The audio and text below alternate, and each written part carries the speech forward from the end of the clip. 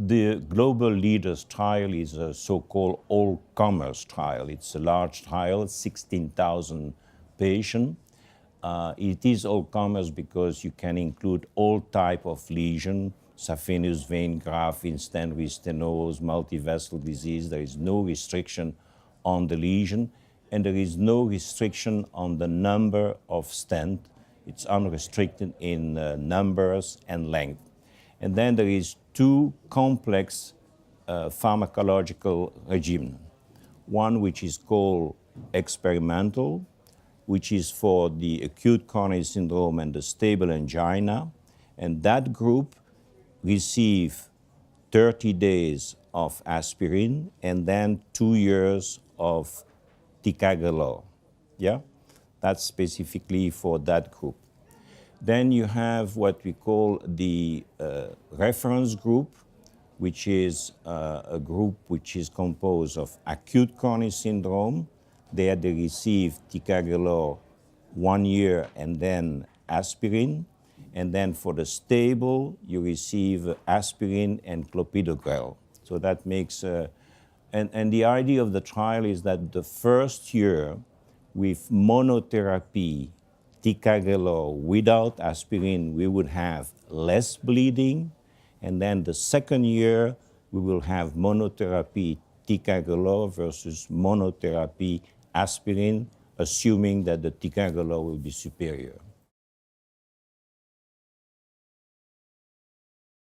What we did is a little bit, it's not the main trial, it's not the result of the main trial. It is in the guideline of the European Society 2018, published in the European Heart in 2019. There is a table there, table 9, who showed the high-risk features for ischemic event. And some of them are related to the patient and some are related to the procedure.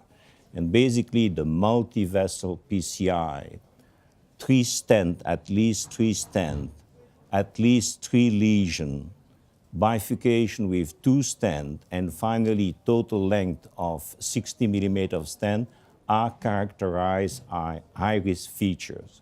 So specifically, we studied that group.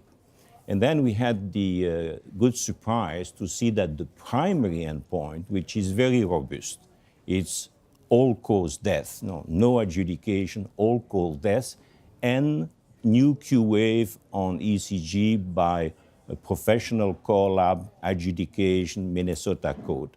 And then we saw a 36% reduction of the primary endpoint in the ticagrelor group with, which is very important, a p-value for interaction telling you that it is a specific effect of the treatment in these complex PCI.